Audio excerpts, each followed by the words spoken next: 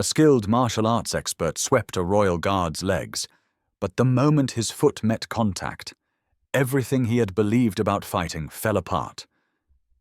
Here is what happened. Before we go any further, please tell us in the comments where you are watching from, and subscribe to the channel if you respect the royal guards. The morning sun shone off the brass buttons of Guard Oliver Smith's immaculate scarlet tunic as he stood unmoving outside Buckingham Palace.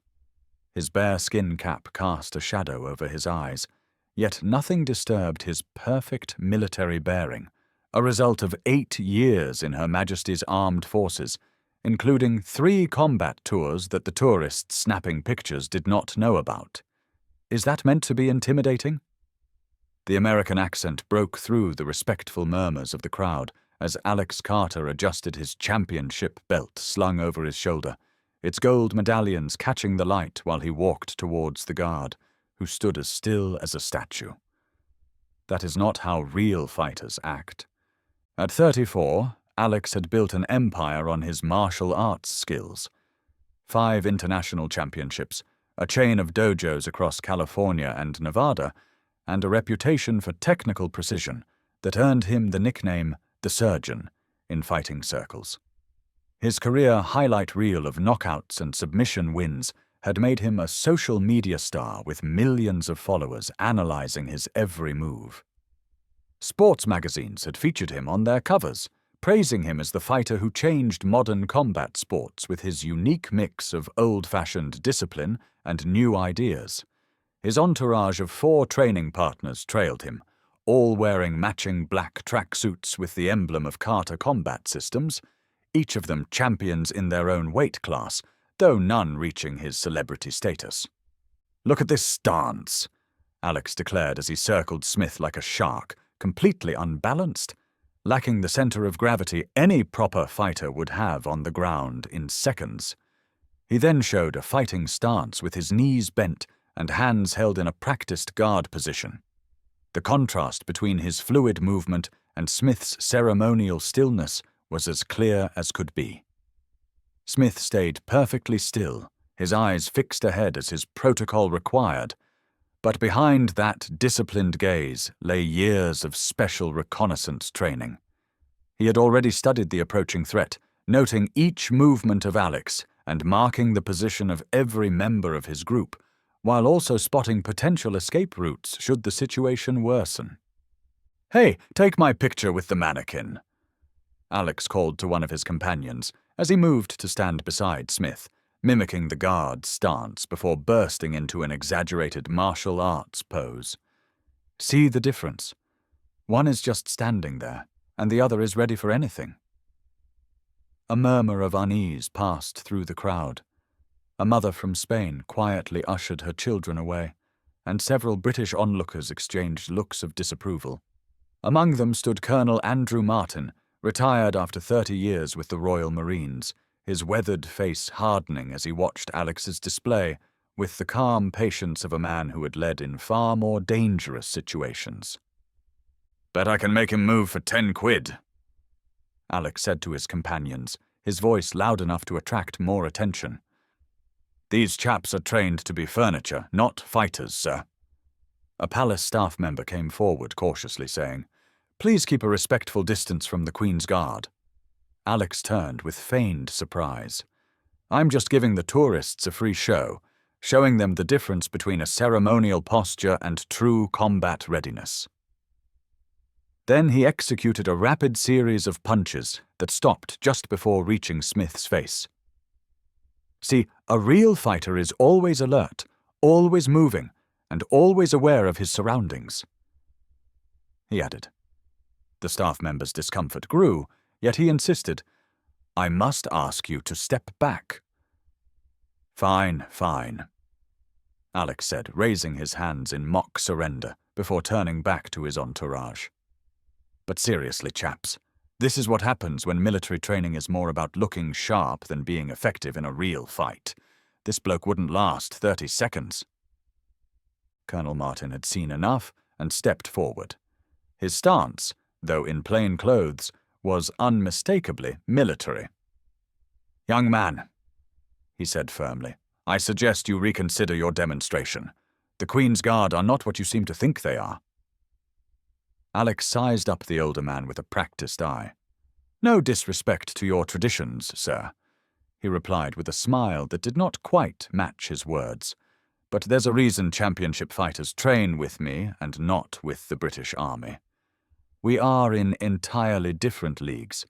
Let me show you the basic problem with military stances. Alex then took on the role of a teacher for the reluctant audience gathering around him. He moved into a classic fighting position, with his weight perfectly balanced and his hands ready for both offense and defense. Every stance in real combat serves two purposes. It protects vital areas and prepares you to strike effectively. He gestured dismissively toward Smith. This ceremonial position does neither. Arms by your sides, chest open, weight arranged for looks rather than function. Alex circled the guard again, scrutinizing his posture like a professional. In any proper fight, this stance would get you killed in seconds. His entourage had formed a semicircle behind him, creating an impromptu stage that separated Smith from the crowd. The tallest of Alex's training partners, a heavyweight fighter now called Luke, began filming with a professional camera while the others positioned themselves around their leader. "Watch a real martial artist move," Alex instructed, performing a complex sequence of strikes and blocks that flowed with the skill that had made him a 5-time champion. Every move was precise, each transition smooth, the product of countless hours of training where nothing was wasted or done for show. "The problem with these guards," Alex continued as he performed another sequence that brought him uncomfortably close to Smith, "is that they have traded practical effectiveness for tradition. They may look impressive, but looking tough and being tough are two very different things." At that moment, Colonel Martin's commanding voice rang out, "You are crossing the line, son." Alex paused his demonstration, turning to face the colonel with exaggerated patience. "With all due respect, sir, I am merely offering an educational contrast between ceremonial posturing and effective combat technique." "What you are doing," Colonel Martin replied evenly, "is showing disrespect to a serving member of Her Majesty's Armed Forces who cannot currently respond due to his duties." Alex's smile tightened slightly. "No disrespect intended. I'm just showing how martial arts has advanced beyond these outdated military stances." He turned back to Smith, studying him with theatrical criticism. "Look at this position. Feet planted, no mobility, completely unable to respond to sudden threats. In my dojo, that is the first thing we correct in new students." Then a new figure emerged from the crowd, moving with deliberate assurance. Major Simon Roberts, carrying himself with the quiet confidence that comes from decades of military service, approached. Unlike Colonel Martin, he wore no obvious signs of his background, no regimental tie or veteran's pin, but his bearing spoke volumes to those experienced enough to notice. "Mr. Carter." The major addressed Alex directly, using his surname with formal care. "I believe you are operating under several misconceptions about the man you are provoking." Alex turned, sizing up this new military man with a practiced eye. "Another military man, I see. Look, I respect your service, but I am simply demonstrating the reality of modern combat effectiveness." Major Roberts nodded slightly, his expression remaining neutral. "I understand your point, but before you continue, there are some facts you might want to consider about Guard Smith and the Queen's Guard in general." Crossing his arms so that his championship belt caught the morning light, he added flatly, "Guard Smith served with the Special Reconnaissance Regiment before his rotation to ceremonial duty. 2 tours in Afghanistan, 1 in Syria. His ceremonial role is a temporary assignment, not his main job." For a brief moment, Alex's confident expression showed a hint of uncertainty, quickly masked by his usual composure. "With all due respect, that does not change the fundamental limitations of military combat training compared to specialized martial arts," Alex replied. though his tone now carried a note of defensiveness. Major Roberts's expression remained unchanged, but his eyes grew harder. The Queen's Guard are not chosen for ceremonial duty because they look good in uniform, Mr. Carter. They are selected because they have proven themselves in active combat roles. The man you are trying to provoke has more confirmed combat experience than many active Special Forces operatives. As tension grew, several tourists began to back away, sensing the seriousness of the situation. Alex's entourage exchanged uneasy glances, their earlier enthusiasm now dampened. No disrespect to his service, Alex insisted, though his theatrical tone had lessened. But military fighting and martial arts are entirely different fields. I am simply showing the technical superiority of specialized training.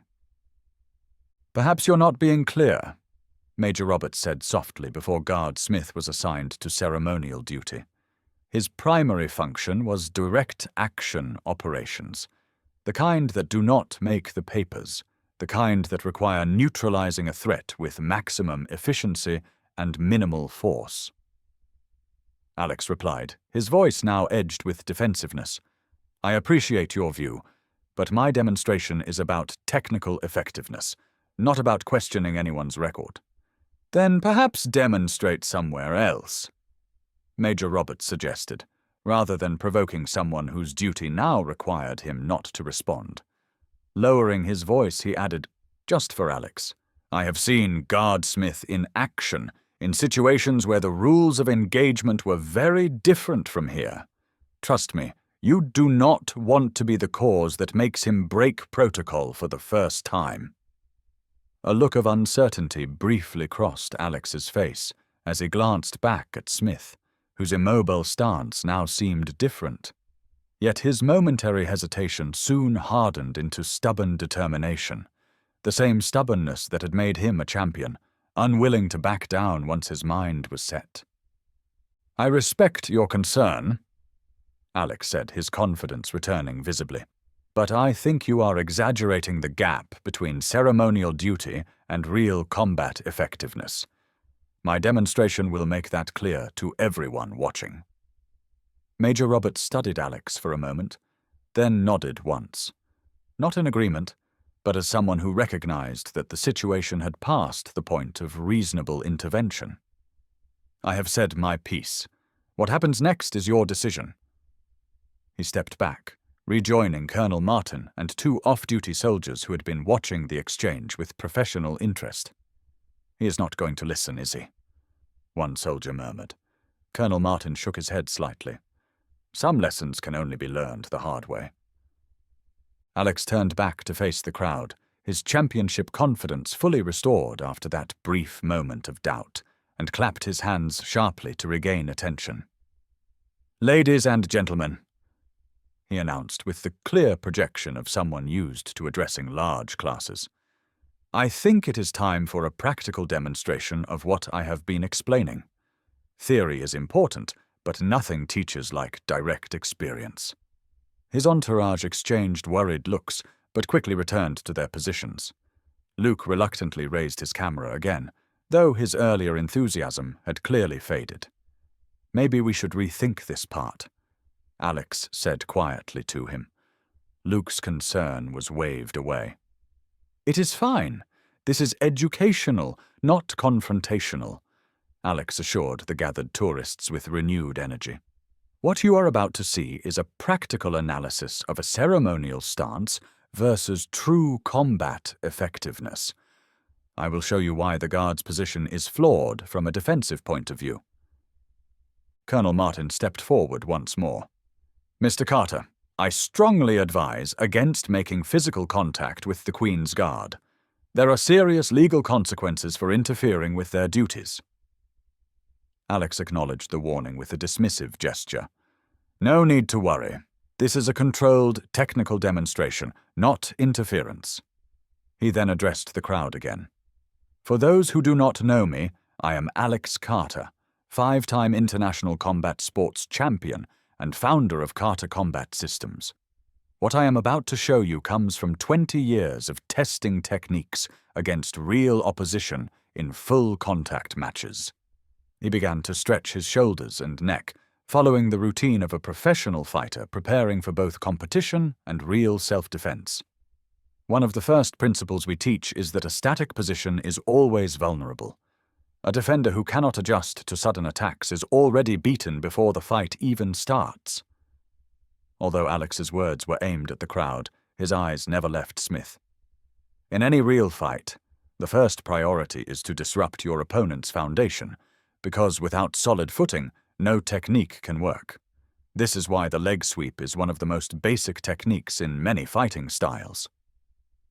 Alex adjusted his stance slightly, shifting his weight as he prepared, subtly signaling his intention to experienced observers like Colonel Martin and Major Roberts, who exchanged knowing glances.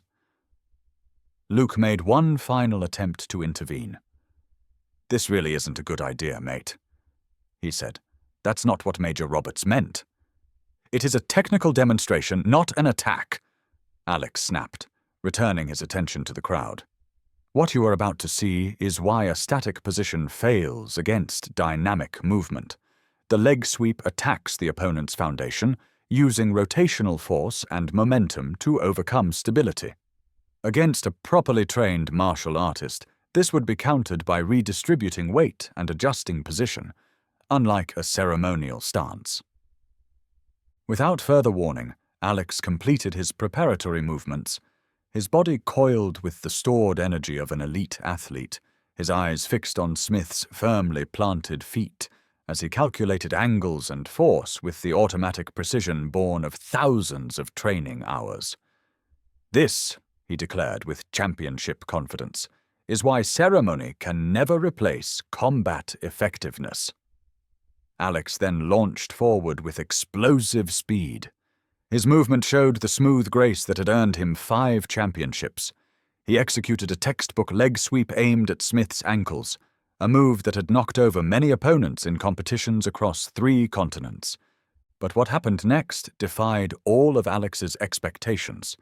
Instead of yielding under the impact as physics and fighting experience would have suggested, Smith's firmly planted leg remained immovable, as solid as the palace walls behind him.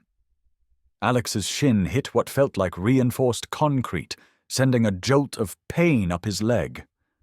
The impact produced a dull thud that echoed across the suddenly quiet courtyard. For a frozen moment, Alex's face changed from confident to stunned disbelief.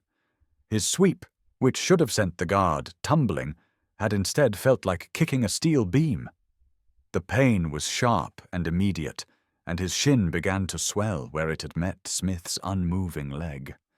In that instant, Alex's championship composure was shattered. He could not even finish his sentence before a movement so quick that many later said it was nearly invisible.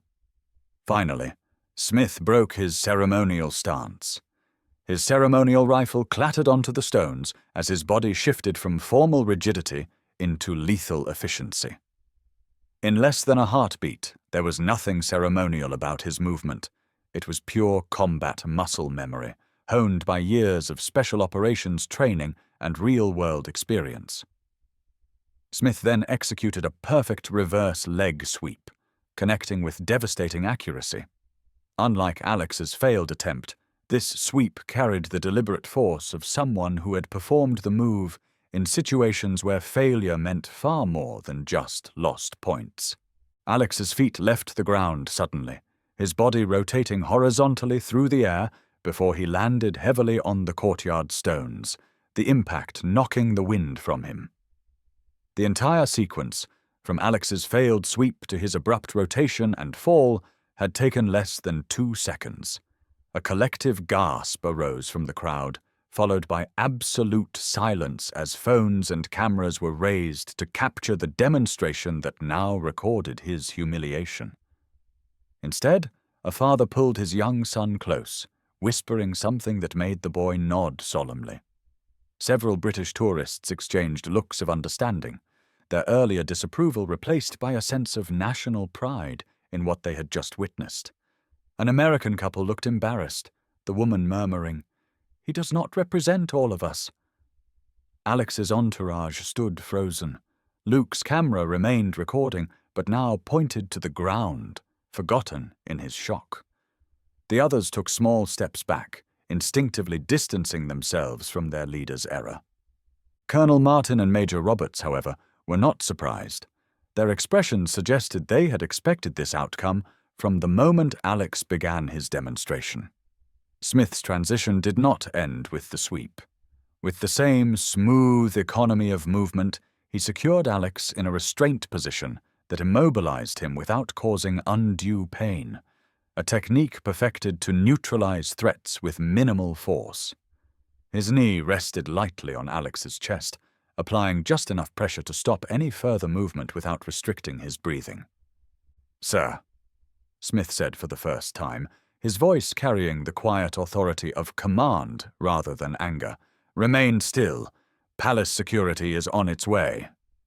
Alex stared up at Smith, his face a mixture of pain, shock, and dawning understanding. The guard's eyes, which moments before had seemed blank and ceremonial, now shone with the focused intensity of a combat veteran, fully in control of the situation. "How did you—" Alex started to ask, still trying to understand how his perfect technique had failed so completely. "Special reconnaissance, sir," Smith replied simply. "We train for real-world conditions, not just for demonstrations." Palace security officers arrived promptly, forming a perimeter around the scene with professional efficiency. Major Roberts stepped forward, nodding respectfully to Smith. "Well handled, guardsman," he said quietly. Smith responded with a calm, "Thank you, sir," keeping his restraint on Alex until security personnel were ready to take over. When the officers moved in to take custody of Alex, Smith released his hold with the same precise control that had marked his entire response. He rose gracefully, picking up his ceremonial rifle from where it had fallen, and resumed a position of parade rest, not quite back to the full ceremonial stance, but still with the military bearing required by the situation. As palace security established control, Major Roberts stepped forward to address the still shocked onlookers. His voice was measured and clear, the tone of someone used to explaining difficult situations. "Ladies and gentlemen, what you have just witnessed was not part of any scheduled demonstration. It was an unfortunate incident that forced Guard Smith to temporarily suspend ceremonial protocol in order to deal with a physical threat." He then glanced toward Alex, who now stood surrounded by security personnel, his championship confidence completely deflated. "The Queen's Guard are authorized to respond when directly attacked, contrary to some popular beliefs," added Colonel Martin as he joined Major Roberts, his presence as distinguished as ever. "I believe there is an educational opportunity here," he said, addressing the crowd with the ease of a senior officer. "Many visitors misunderstand the nature of the guards. They come to take photos, not realizing who they are beneath the ceremonial uniforms." He gestured toward Smith, who had resumed a position of parade rest. Guard Smith, like all members of the Queen's Guard, is an active duty soldier temporarily assigned to ceremonial duty. Before wearing this uniform, he served with a special reconnaissance regiment. A murmur of interest passed through the crowd as several tourists glanced between Alex and Smith, now understanding the clear contrast between championship martial arts and military combat training. The ceremonial stillness of the guards was not a sign of weakness, but of exceptional discipline. As Colonel Martin continued, "This is not a sign of limited ability, but of the exceptional focus and control that elite military units possess. The same discipline that allows a guard to stand perfectly still for hours lets a special operator remain motionless when necessary during critical missions." Alex listened to this explanation while a medical officer attended to his rapidly swelling shin. The pain was a harsh reminder that his perfect technique had failed him. His arrogance had drained away, replaced by the realization that he had fundamentally misjudged his opponent. Guard Smith had completed 3 combat tours before his rotation to ceremonial duty, and his response to being attacked clearly showed the difference between competition techniques and real combat application, a difference that goes far beyond style or tradition. A tourist from the back of the crowd raised a hand hesitantly and asked, "But why didn't he move when he was being taunted? Why did he wait until he was actually attacked?" Colonel Martin answered with practiced patience. "The Queen's Guard operate under strict protocols. They know when to break their stance. They are trained to distinguish between mere annoyance and a real threat. They only use force when absolutely necessary, and then only as much as needed to neutralize the threat." 2 days later, Alex Carter sat in an interview room at the palace security office, with his leg properly bandaged after receiving treatment for what had turned out to be a hairline fracture. The charges against him were still serious, though his public apology and sincere regret had lessened the impact somewhat. His championship belt was noticeably missing, replaced by the humble appearance of a man facing the consequences of a serious mistake. The door opened, and Guard Smith entered, not in his ceremonial scarlet uniform, but in standard military dress, without his bare skin cap and ceremonial accoutrements. He looked every bit the professional soldier he was, temporarily assigned to ceremonial duty rather than serving as a mere figurehead. Alex rose respectfully, despite his injured leg. "Mr. Carter," Smith said, addressing him formally, "I understand you requested this meeting." Alex settled back into his chair, wincing as he adjusted his position. "I wanted to offer a proper apology. What I did was completely out of line." Smith studied him for a moment before replying, "Apology accepted, though I suspect your shin has already made that point rather effectively." A faint smile crossed Alex's face. "Yes, it did. I have competed in full contact matches for 15 years and never felt anything like hitting your leg. What was that stance?" "That stance is standard in close protection and counterterrorism training," Smith explained simply. "It is not particularly useful in sport competition because it trades mobility for stability in certain tactical situations. That is exactly what is needed in real combat." Alex nodded slowly, absorbing the explanation with new humility. "I completely misjudged what I was seeing when I saw you standing in ceremonial duty. I only saw the tradition, not the capability beneath it. A common misunderstanding," Smith acknowledged. "Most visitors do not realize that ceremonial duty rotates among active units. The soldier standing guard today might have been involved in counter-terrorism operations just 6 months ago." Alex's eyes widened slightly. "So, all those guards I have seen in videos being harassed by tourists have all been combat veterans?" Smith confirmed with a slight nod. "Whether from the SAS, the Royal Marines, or the Parachute Regiment, the bare skin cap does not change what lies beneath." Alex shook his head in amazement. "I have trained all over the world with champions from every discipline, but I have never experienced anything like the feeling I got when I hit your leg. It was as if I had struck granite. In combat, priorities are different from in competition." Smith leaned forward a little. "In your world, the aim is to score points by showing technical excellence. In ours, the goal is often simply to stay standing when others try to bring you down." He continued, "Your technique was actually quite sound, but it was not effective against my counter, a case of different training for different purposes."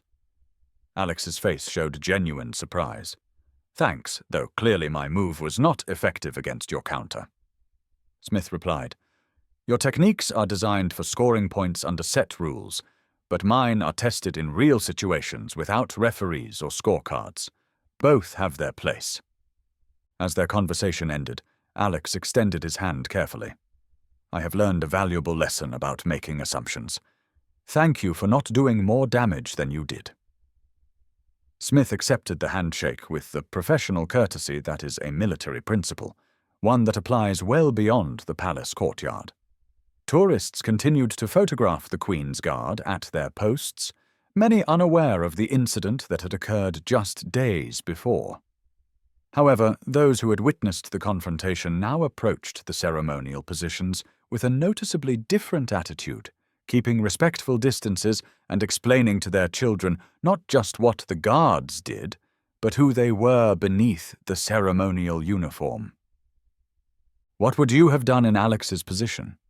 Would you have recognized the difference between ceremonial duty and true combat capability? Or, like many, mistaken disciplined stillness for limitation rather than control? If this story taught you something new about the Royal Guard, be sure to hit that like button and subscribe to our channel for more powerful stories that reveal the truth behind ceremonial traditions.